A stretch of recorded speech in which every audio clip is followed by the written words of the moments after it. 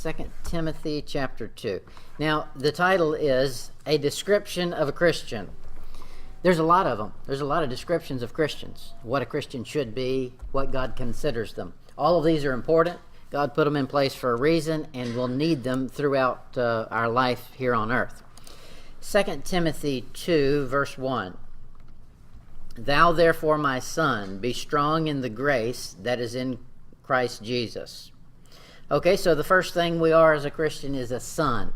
Now, I understand that Paul's calling Timothy a son as though he's tutoring him and raising him and spiritually his guide. But we are sons of God. That's true. If you're saved, you're a son of God. You've been given a title. How does that happen? How do we become sons of God? There's two elements to it. There's a physical element and a spiritual element. In John chapter 1, verse 12. John 1, verse 12. Here's the human side of it. But as many as received him, to them gave he the power to become the sons of God, even to them that believe on his name. It's your choice. God doesn't force you to become a son of God. You have to choose. Will you receive him or will you reject him? It's that simple. That's the human side of it. Man receives it. But then there's a divine, a spiritual, a heavenly side to it. In John 3, verse 6. John 3, verse 6. He said, that which is born of the flesh is flesh. That which is born of the Spirit is spirit. Marvel not that I say unto thee, ye must be born again. And then down in verse 8 there he says, at the end of it, so is everyone that is born of the Spirit. So there's a supernatural side to that too. Natural side and a supernatural side. To become the son, a son of God. Okay, so what do sons do? What is a son supposed to do? David can tell us all about that. Whatever a son is supposed to do, that's what we've been made as the children of God. Now we serve as a son. So what responsibilities, what privileges and duties do sons have? David says not many. No. Let's see. According to our verse in 2 Timothy, we'll be in 2 Timothy chapter 2 all day. I'm going to take my points from there and then run all over. In 2 Timothy 2:1, he says, thou therefore, my son, and then he says something about a son. Be strong in the grace that is in Christ Jesus. Now, the word grace is a good Bible term. The Catholics have gone crazy with this term, so we kind of are skittish of using it. However, they've stole it and perverted it. The Bible uses it. Grace is good. That's something from God. And we as Christians, the sons of God, should be strong in what is ours, our grace. The grace from God is given to us. We need to be strong in that. Sonship is one thing. Fellowship is another. Just because you're the son of your father does not always mean that you're going to have the greatest relationship. It doesn't change whether or not you're a son. That's going to be forever. However, you may not have real good communication.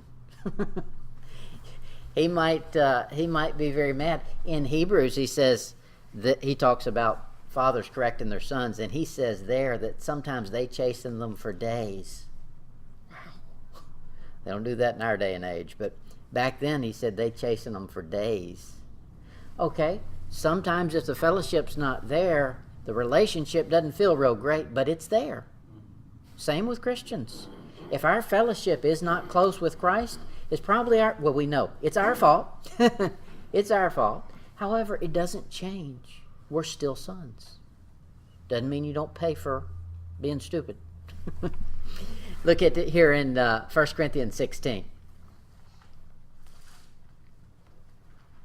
1 Corinthians 16, verse 13, he says, watch ye, stand fast in the faith. Quit ye like men. Be strong. There's more to faith than just being saved.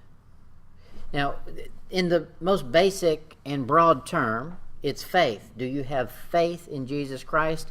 Do you have the faith he gives? Okay, that's true. But even as a Christian, you have to continue to grow and build that faith. And that's done through his word. So he says there that we're supposed to be strong in faith. That's one of those things that a Christian is supposed to do. It's part of being a son. 2 Corinthians 12, verse 10.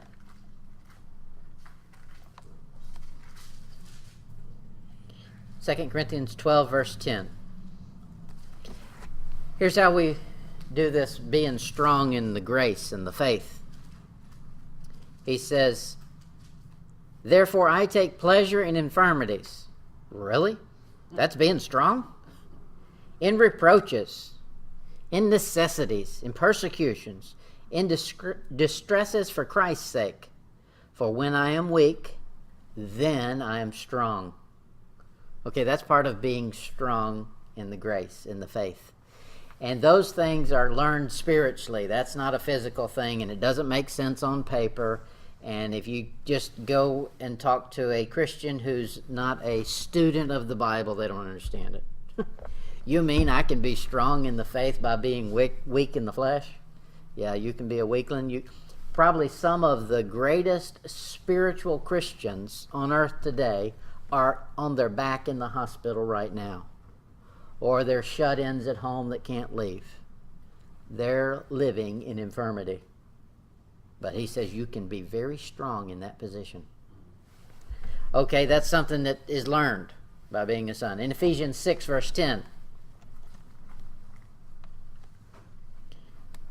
Ephesians 6:10, he says, finally, my brethren. That's not me saying finally. We got a long way to go. Finally, my brethren, be strong in the Lord and in the power of his might. Okay, that's what a son is supposed to do. Be strong in the Lord. Stay in the family. Don't give the family a bad name. Be strong in the Lord. Now, if you're a son and you're going out giving the family a bad name, the father will probably correct that, as will God. He's proud of his name, and he doesn't want anybody to mess it up. So we're sons, and we should be strong in his grace, in the faith. And that's a fact. That's one of those titles we've been given. Now, why is that important? Because you'll see, I'm going to give you 7 titles at some point. I don't know how many we covered today, but there's 7 titles. Now, there's more than that. Those are the ones I've come up with. There's 7 titles God gives to a Christian. Those are important because you'll use those titles at different times, and you'll need them through different experiences in life. Sometimes the experiences in life you're facing should remind you, hey, I am a son. I need to start acting like a son. That's what would help me in this situation. And that's a fact God's already told us. Look at another thing we're called in 2 Timothy 2, verse 4. We're called a soldier. 2 Timothy 2, 4. No man that warreth entangleth himself with the affairs of this life, that he may please him who hath chosen him to be a soldier. Okay, we're soldiers. This is a battle that's going on right here.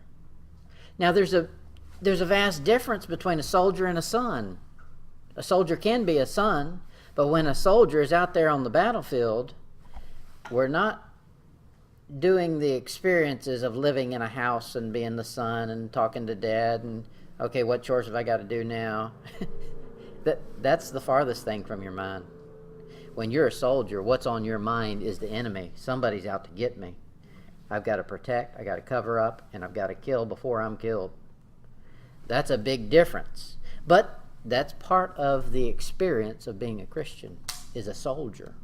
And it's used over and over in the Bible. He says it again in 1 Corinthians 9:7. 1 Corinthians 9:7. As a soldier of God in God's army, there's some benefits to it. When the government shuts down, you don't have to get your paycheck. No, that's not the benefit. 1 Corinthians 9:7. He says, who goeth a warfare at any time at his own charges? Okay? He says, if you're going to be a soldier, you're going to get a paycheck. You don't go do that, volunteer for that, and nobody pay you. Now, that's the general rule. That's not saying it's never happened before, because it has happened before. American Revolution, most of the people were not paid. They were paid by promise. We promise we'll pay you. Or we'll give you some land. We'll make your family free. Those type of things, because they didn't have the money to pay it. If you do a study on Benedict Arnold, you'll find that he was a wealthy man. And he, out of his own pocket, paid his men until he became bankrupt doing it. And that's part of the reason he became bitter at the government. Okay, he says, who goeth to warfare at his own charges? So we don't have to worry about it. God's going to pay you. If he's requiring you to be a soldier, and there's experiences in life where you have to stand up and be a soldier for Christ, then don't worry about it. He's going to take care of the paycheck. He's going to take care of the family that's at home that you can't take care of right now. Most soldiers, you hope, are fighting a battlefield that's not their home turf. And so somebody's got to watch out for the family. Somebody's got to provide for them. If you'll be a soldier for God, God will do that for your family. That's one of the benefits. Look at 2 Corinthians 10, verse 3. 2 Corinthians 10, verse 3. He says, for though we walk in the flesh, we do not war after the flesh. Okay, so it's not a physical thing. We're not worried about beating somebody else up because they took the Lord's name in vain. There's a spiritual problem there. You might break their jaw and they can't talk again, but that didn't really solve the problem. The problem was a heart issue. Okay, so we war after the Spirit. This warfare we're involved in is a spiritual warfare. And that one is a lot harder to fight than a physical one. That one never quits. He says in 1 Peter 2:11,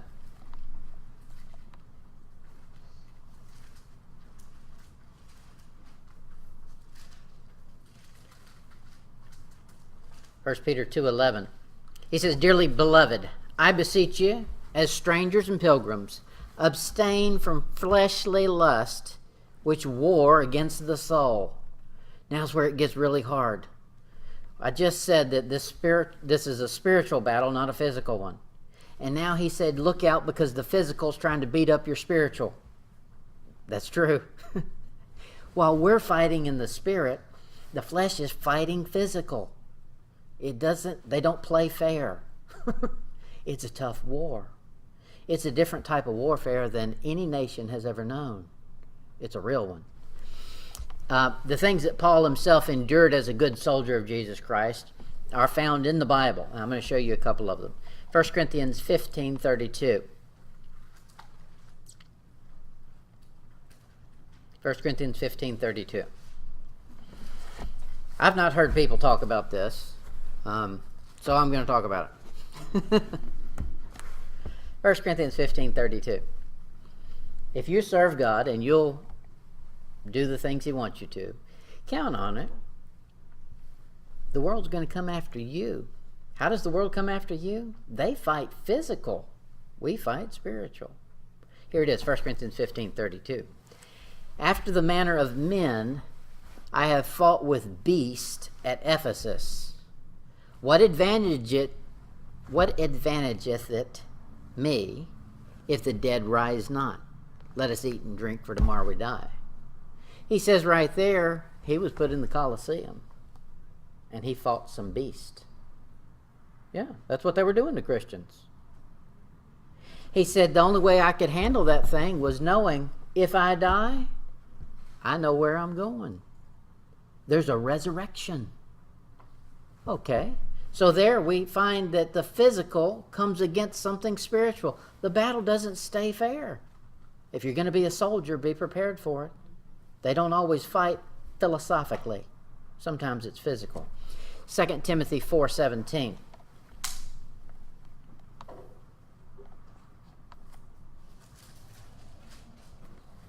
2 Timothy 4:17. Here's another time it happens. Notwithstanding, the Lord stood with me and strengthened me, that by me the preaching might be fully known, and that all the Gentiles might hear. and I was delivered out of the mouth of the lion. Okay? He didn't die in that Colosseum. He was delivered. Physically delivered. Now, God will do that in your life. The world's going to fight unfair, and they're going to come after you physically, and it's really not a physical thing. It's a spiritual thing. The way God wins is through the Spirit. Now, it'll manifest itself physically eventually, but the real warfare is done in the Spirit. In Ephesians 6, verse 13, I'm not going to read all of this, but you know the passage. This is the whole armor of God. He says, "Wherefore take unto you the whole armor of God, that you may be able to withstand in the evil day, and having done all, to stand." Okay, so here he's going to tell you how to stand spiritually as a warrior, as a soldier. "Stand therefore, having your loins girt about with truth." That's not physical, that's spiritual. Now, it may manifest itself physically, but it is primarily spiritual. "Having the breastplate of righteousness." Same with that. Spiritual first, and then it may manifest physically. "And your feet shod with the preparation of the gospel of peace." We love to ignore that one.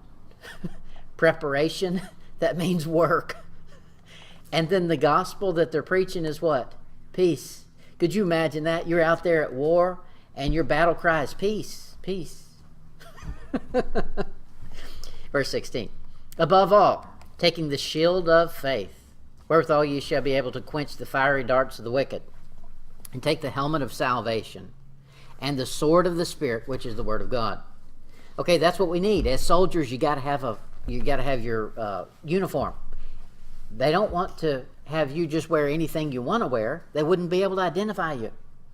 You might get what they call friendly fire. Somebody shooting you thinking you're the enemy. Okay, Christians should be identifiable. We have a uniform right there, and all Christians should be putting it on. All of us are to suffer for Christ. That is to endure hardness as good soldiers. And I've got more verses, but we're going to move on. One of the other things we should be is a wrestler. A wrestler. And you'll notice this throughout your life. It takes a lot of wrestling spiritually. You talk to someone who's not saved, someone who's nowadays grown up not knowing about God. You know, we got a generation coming up now who don't believe in God. They weren't taught about Him. They've grown up believing evolution. Evolution is their God. Humanism is their God. So you got to start at ground zero and start teaching.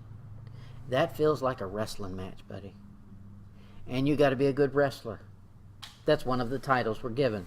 Here it is, 2 Timothy 2, verse 5. 2 Timothy 2, verse 5. He says, "If a man also strive for masteries, yet is he not crowned except he strive lawfully." Now there we're talking about the Roman amphitheater and the Olympics and all the games that are played. You don't just wander up there and say, "Hey, I want to compete too." No, you have to have worked your way into that, and you have to have prepared, and you've done some things and competed in some other competitions, and you've really proved yourself as a champion, and then you can compete. Look at it in another place. He said in Ephesians 6:12. He says, "For we wrestle not against flesh and blood, but we do wrestle, but against principalities, against powers, against the rulers of the darkness of this world, against spiritual wickedness in high places." There's going to be some wrestling going on. And sometimes that wrestling's not going to be an outside influence. It's going to be you. You got to wrestle your mind in control. It's a spiritual wrestling match. So we should be a good wrestler. In Hebrews chapter 12, verse 1. Hebrews 12:1. If you're going to wrestle, he says to do it lawfully, do it the right way. Well, if we're spiritually wrestlers, then we got to have some rules. What's the rules of engagement? How do we compete? Hebrews 12:1 and 2. "Wherefore, seeing we're compassed about with so great a cloud of witnesses," okay, the crowd's out there. They're ready to cheer for their winner. Let us lay aside every weight and the sin which doth so easily beset us, and let us run with patience the race that is set before us. Okay, there's some things that we cannot get involved in and be a good wrestler. Okay? You probably are going to have to spend a lot less time down at the pizza parlor. You know, if you're going to be a good wrestler, it's going to require some maintenance of the body. Or else you'll get beat real quick. If you're going to be a runner, there's some things you've got to do to make sure you're in a shape to run. For us, what do? Verse 2. Looking unto Jesus, the author and finisher of our faith, who for the joy that was set before him, he had something he was competing for, endured the cross. There's some things we'll have to endure. Despising the shame, and is set down at the right hand of the throne of God. Okay, we need to keep under the flesh. The second thing we need to do is compete lawfully for something. You know, if you're just competing to compete and you don't have something you're trying to win, you'll get tired of competing. There's a goal you have in mind. For a Christian, we're competing for something. We're wrestling for a trophy. You know what it is? An incorruptible crown. Now that's worth wrestling for. Something that won't perish. Something you don't have to worry about the robbers breaking in and stealing. I heard a man say he was so poor that they got broke into one night, and he and his wife robbed the burglar. As Christians, we don't have to worry about anybody breaking in. If you'll compete the correct way, lawfully, he says, I'll give you something, an incorruptible crown. He says in 1 Corinthians 9:24. 1 Corinthians 9:24. You don't just decide one day out of the week you're going to be super spiritual and, you know, you're going to appear as though you're on the wrestling team. 1 Corinthians 9:24. Know ye not that they which run in the race run all, but one receiveth the prize. So run that you may obtain. Okay, are you living this spiritual life with a goal in mind of obtaining something for eternity? He says it's there. You can't obtain it. It depends on how you race. So find the rules and obey the rules. And every man that striveth for the mastery is temperate in all things. Whew. Well, I better not preach that. We'll all get under conviction. If you're going to strive for the mastery, you're going to be a good wrestler, you're going to have to be temperate in all things, not extreme in any one area. Temperate. Okay? Sure, you can have a dessert, but don't have a second helping of it. You could. Nobody would care. However, he says they're temperate in all things. Now, this is Bible. It's not humanism. He said all, A-L-L, things. Don't get carried away in any one category. That's competing so you'll win. That's keeping things on a spiritual plane the way they should be. This is tough. Now they do it to obtain a corruptible crown. When these, and you can watch them, these sports heroes, they are dedicated to their profession. And they know just how many calories to eat and what type and all that kind of stuff and how long they're going to work out and the best ways to work out and all that stupid stuff that I don't care anything about. They know all about it because they're competing for something. And it's important to them. They do it to obtain a little golden medallion that they can wear around their neck. And then it's not the only one. Next year there will be a new guy up there that wins it. Here, that's corruptible. But that's not what we're doing. We for an incorruptible crown, a kingdom that'll never end. That'll be a good time to have a crown on your head in the kingdom that's coming.